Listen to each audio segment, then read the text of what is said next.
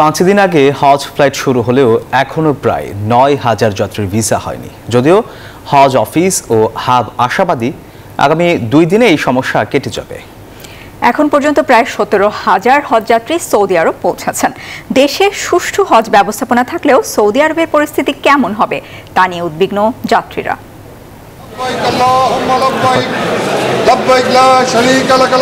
ধর্মপ্রাণ প্রত্যেকটা মুসলমানের আজন্ম স্বপ্ন এভাবে সৃষ্টিকর্তার কাছে হাজিরা দেওয়ার সাধ্য অর্জন করা, পবিত্র নগরী মক্কা মদিনায় গিয়ে মহান রবের কাছে নিজেকে সঁপে দেয়া।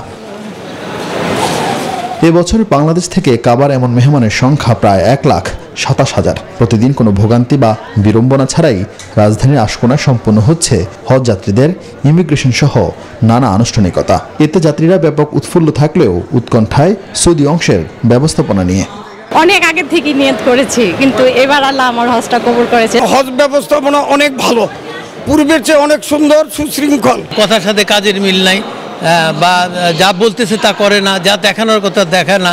এছাড়াও উদ্বেগ তৈরি করেছে এখনো প্রায় 9,000 যাত্রীর ভিসা না হওয়া নিয়ে। যদিও হাব ও হজ অফিস আশ্বস্ত করেছে নির্ধারিত সময় নিবন্ধিত সব যাত্রী সৌদি আরব যাবে। এছাড়া বাড়ানো হবে সৌদি অংশে সরকারি তদারকি।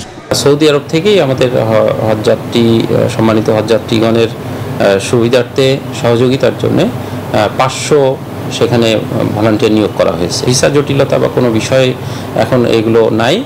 এখন যে সমস্যাগুলো হচ্ছে, কিছু আছে শারীরিক সমস্যা, বাড়ি ভাড়া, মোয়াল্লেম সিলেকশন, মিনার location selection, service provider selection, catering, transportation, এগুলি সব ইনসার্ট করে তারপরে ভিসা করতে হয়। তাছাড়াও সৌদি আরবের যে ভিসা বর্তমান পদ্ধতি সেটা টেকনোলজি বেস, আইটি। এখানে আইটিতে অনেক সময় আপনার সার্ভার ডাউন থাকে, ঠিকমতো পারফর্ম করে না। আমরা আগামী 2 দিনের মধ্যে সব ভিসা হয়ে যাবে।